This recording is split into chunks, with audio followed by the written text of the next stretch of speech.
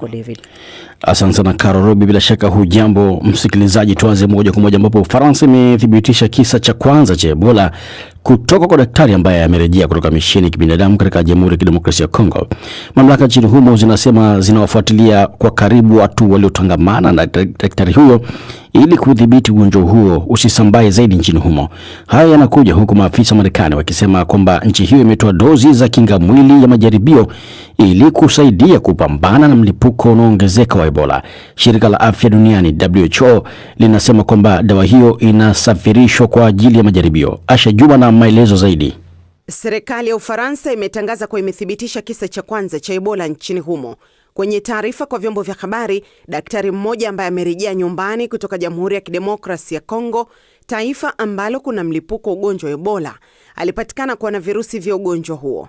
Kisa hicho ndicho cha kwanza cha Ebola nje ya bara la Afrika wakati wa mlipuko huu ambao pia umeathiri taifa la Uganda. Ni mara ya kwanza pia ugonjwa wa Ebola kugunduliwa nchini Ufaransa. Wizara ya afya nchini humo imesema kuwa baada ya uchunguzi wa kina, daktari huyo alipatikana na virusi hivyo na kwamba kwa sasa ametengwa katika eneo maalumu huku akiendelea kupokea matibabu. Ripoti zinasema kuwa daktari huyo alitengwa mapema sana hata kabla ya vipimo vyake kuthibitishwa kuwa ana virusi vya Ebola. Ofisi ya Waziri Mkuu Sebastian Licon imesema kuwa inafuatilia suala hili kwa undani zaidi. Mlipuko wa sasa wa Ebola nchini Kongo unahusishwa na aina mpya ya ugonjwa unaojulikana kama bundibujo. Zaidi ya watu 1000 wameambukizwa virusi hivyo na wengine 267 wamefariki dunia. Hata hivyo, idadi kamili ya vifo vilivyosababishwa na virusi hivyo haijulikani kutokana na kuwa maeneo mengi ya mashariki mwa Kongo yanakabiliwa na ukosefu mkubwa wa usalama kutokana na mapigano kati ya makundi mbali ya waasi na jeshi la serikali FARDC. Mwaka wa 2014 wakati wa mlipuko ugonjwa huo katika eneo la magharibi mwa Afrika, wagonjwa 2 walisafirishwa hadi Ufaransa, lakini tayari walikuwa wamebainika kuwa na ugonjwa huo. Hadi sasa hakuna chanjo au tiba yoyote dhidi ya virusi vya Ebola aina ya bundibujo, na wataalamu wa afya wamesema kuwa tishio la virusi hivyo kusambaa duniani ni ndogo, kwa sababu virusi hivyo husambazwa tu ikiwa mtu aliyeambukizwa atagusana na mtu mwingine. Naam, huku juhudi za kudhibiti mlipuko wa Ebola unaoathiri maeneo kadhaa ya Jamhuri ya Kidemokrasia ya Kongo na Uganda zikiendelea, Shirika la Afya Duniani WHO linasema bado kuna changamoto kubwa katika kuzuia kusambaa kwa ugonjwa huo. Ingawa mwitikio wa kiutendaji umeimarika katika wiki za hivi karibuni, WHO inaonya kuwa hali ya maambukizi bado inatia wasiwasi. Mwandishi wa BBC Sami Awami amezungumza na mkurugenzi wa WHO kanda ya Afrika, Profesa Mohamed Janabi, kuhusu hali ya mlipuko huo, changamoto zilizojitokeza na maandalizi ya nchi jirani kukabiliana na hatari ya kusambaa kwa virusi hivyo. Hali ya mlipuko wa Ebola labda nielezee kwa njia mbili. Moja, kifanyaji kazi au operation, na ingine kitabibu zaidi. Operation tunaendelea vizuri nikilinganisha na wiki 5 zilizopita, tarehe 15 wakati serikali mbili ya Jamhuri ya Demokrasia ya Kongo na Uganda walipotangaza, na nikilinganisha na leo, kwa sababu nikisema kitendaji kazi ya operation ni kwamba Kongo ni kubwa mno, kwa sababu kwa ndege tu mimi nilifika pale Ituri mapema tu ilipoanza Ebola. Ni safari ya masaa 2.5, ni maili karibu 3000 kutokea Kinshasa mpaka kufika Ituri pale ambapo ndo mlipuko ulipoanzia. Kitabibu au hiyo epidemiolojia hatuko bado vizuri sana, na nikisema hatuko vizuri sana, sisi tunapima kisayansi kwamba ukiweza kufuatilia ile contact tracing ikifika 95% then unafanya vizuri. Wanataka kuwafuatilia wale ambao wanashukiwa kuwa na ugonjwa wa Ebola. Na sasa hivi tuko kwenye 75-80. Lakini nitoe pongezi kwa timu yangu ya WHO ambayo iko chini pale, ndo ambayo inaongoza surveillance, lakini na mashirika mengine ambayo yako pale, CDC Africa, UNICEF, Gavi, ni kila mtu yuko pale, WFP, UNHCR na taasisi zisizo za kiserikali, NGOs za pale Kongo. Kwa hiyo kazi bado iko kubwa, hatari bado iko kubwa, na ugonjwa bado uko, namba zinaongezeka. Kwa hali hii sasa, nchi zinazopakana na DRC zinapaswa kuogopa kiasi gani kwamba maambukizi yanaweza yakaingia? Sitatumia neno kuogopa, ukiogopa hautajitayarisha. Zimetahadharishwa kwamba Ebola ipo Kongo, imeambukiza Uganda. Maana yake ni kwamba inaweza kufikia nchi.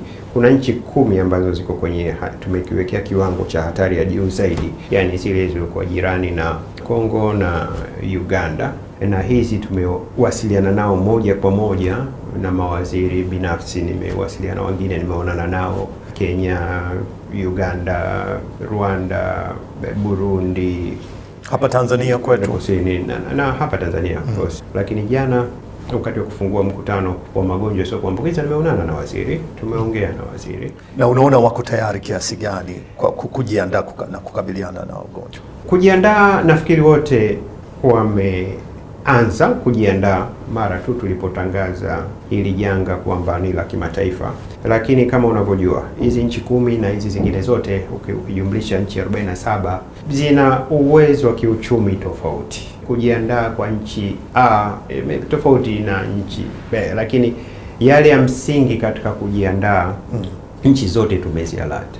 Dua yangu ni kwamba nitakapomaliza kipindi changu, kila nchi ilipo pale, kama nimeikuta hapa, ningependa kuifikisha hatua inayofuatia.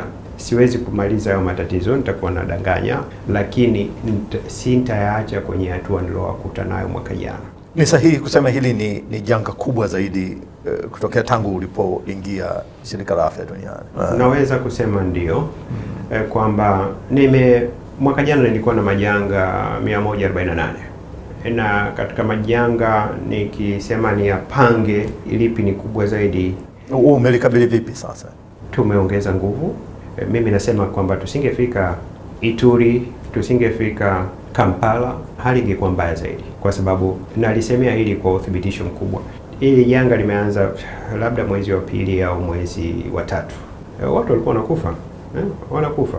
Tutarajie lini kwa mfano chanjo? Maanake ni sehemu ya ambayo inaweza kusaidia kudhibiti ugonjwa. Tunajua lini inaweza kuwa tayari? Kwa taarifa za kisayansi tulizokuwa nazo sasa hivi ni kati ya miezi 6 mpaka 9. Chanjo sio tatuzi pekee. Chanjo ni sehemu ya matibabu au suluhisho la Ebola. Kwa sababu sawa, umepata chanjo, hivi vingine vyote uvifanyi, watu wataambukiza. Na kwa upande mwingine, Shirika la Afya Duniani WHO linasisitiza kwamba ufuatiliaji madhubuti mpakani na ushirikishwaji wa jamii ni nguzo kuu zinazoweza kuzuia kusambaa kwa virusi vya mlipuko kwa zaidi ya 50%. Hata hivyo, changamoto katika ukanda wa Afrika Mashariki na Kati bado ni kubwa. Kufahamu zaidi, nimezungumza na Dr. Mohamed Ali Mohamed. Huyu ni mtaalamu wa ufuatiliaji magonjwa ya milipuko hususan maeneo ya mipakani, na kwanza anaanza kuelezea hali ilivyo kwa sasa. Kwa sasa hivi, kwa sababu sisi tulikuwa tumepewa kazi ya kuhakikisha kwamba nchi zote ambazo zimepakana na Jamhuri ya Kongo pamoja na Uganda, mipaka yake inakuwa salama. Kwa hiyo tulichokifanya cha kwanza tunaita ni readiness assessment, kuangalia je, hawa waliokuwa pale mipakani wako tayari wakati wakiona kwamba kuna mgonjwa au akipatikana mshukiwa wa ugonjwa, wapi watamtenga? Je, wana vifaa vya kinga? Je, wana uwezo wa kumsafirisha na kumpeleka mahali sahihi ambapo kuna matibabu? Vile vile, je, wana vifaa kinga? Kwa sababu katika moja wapo ya mambo ambayo yameleta maambukizi makubwa kwa wafanyakazi wa afya ni kutokuwa na zile vifaa kinga ambavyo vinazuia wao kupata magonjwa. Kwa hiyo tuliangalia pia mifumo ya utoaji taarifa na vile vile jinsi gani wanaweza kumpatia matibabu ya awali na kufuatilia wale abiria wote ambao wamekutana nao ambao tunaita contact tracing. Sasa kwa ujumla, kwa mipaka mingi ambayo tumepita mpaka sasa hivi, ambayo ni mipaka ambayo ilikuwa ina movement kubwa za watu, ambazo pia vile vile kuna hizi njia za panya wanasema, tumekuta kwamba nchi zimejiandaa vya kutosha, lakini bado kuna mapungufu, kama mapungufu ya wahudumu, mapungufu ya vifaa, na vile vile kutokuwa na zile tunaita SOP ambazo ni vitu ambavyo vinawaelekeza wao nini cha kufanya wakati kukiwa kuna tatizo. Tatizo kubwa ambalo lipo pia ni hii mipaka ambayo sio rasmi, na ukiangalia mfano Zambia na Jamhuri ya Kongo mpaka ambao una kilomita zaidi ya 120, na humo katika hilo kuna ambazo mipaka rasmi na mipaka isiyo rasmi. Kwa hiyo ni kazi kubwa ambayo wanayo. Umezungumzia mipaka hii ambayo sio rasmi, Dr.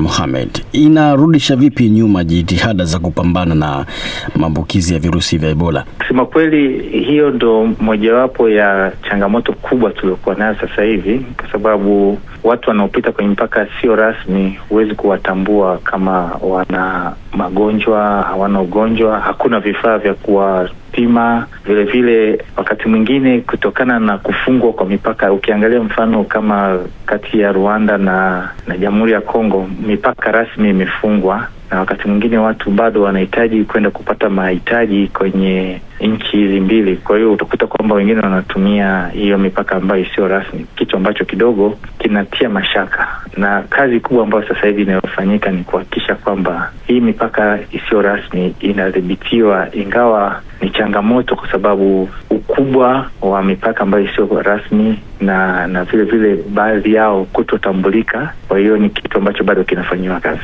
Katika pita zenu ninyi kama wataalamu wa afya, sasa mmekuwa mkiwashauri watu haswa wa mipakani kufanya mambo gani muhimu ili kuhakikisha kwamba hawaambukizwi virusi hivi, Dokta? Kusema kweli, kuna baadhi ya maeneo ambayo ukipita unakuta kwamba jamii zilizokuwa kwenye pande zote mbili ni jamii moja, na hakuna kizuizi chochote ambacho kinawatenganisha kwamba hawa ni wa huku na hawa huku, isipokuwa tu ni zile demarcation ambazo zimewekwa. Wao kusema kweli tunawapa elimu kubwa, kwa sababu ukiwa una dalili za ugonjwa inatakiwa taarifa itolewe haraka sana, na ambao wako upande mmoja wakiona mtu amevuka na dalili hizo inabidi atoe taarifa haraka. Kwa hiyo tumejaribu kutengeneza kipeperushi kwa lugha nyepesi, kwa lugha wanayozungumza, na vile vile baadhi kuwaonyesha hata picha za dalili ya ugonjwa ambao labda hawawezi kusoma vizuri, ili wapatapo au waonapo dalili kama hizo au mtu ambaye yuko huwa watoa taarifa. Na tuna mifumo ya kutolea taarifa ambayo inaanza katika jamii, na hiyo mifumo sasa hivi ndio inafanya kazi zaidi, kwa sababu